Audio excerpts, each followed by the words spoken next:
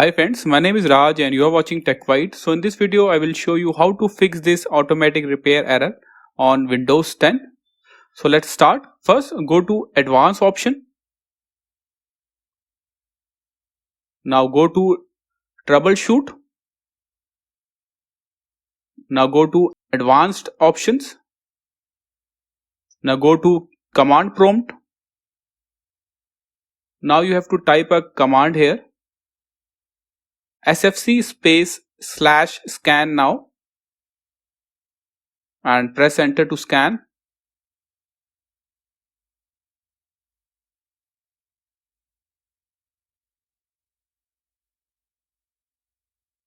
The process has been started. It will take around 5 to 10 minutes to complete. So I will fast forward this video.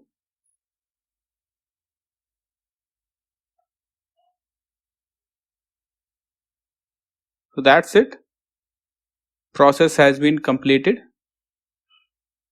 Now you have to type exit.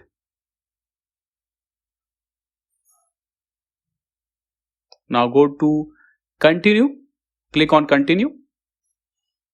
And that's it. Now your laptop or desktop will restart in normal mode.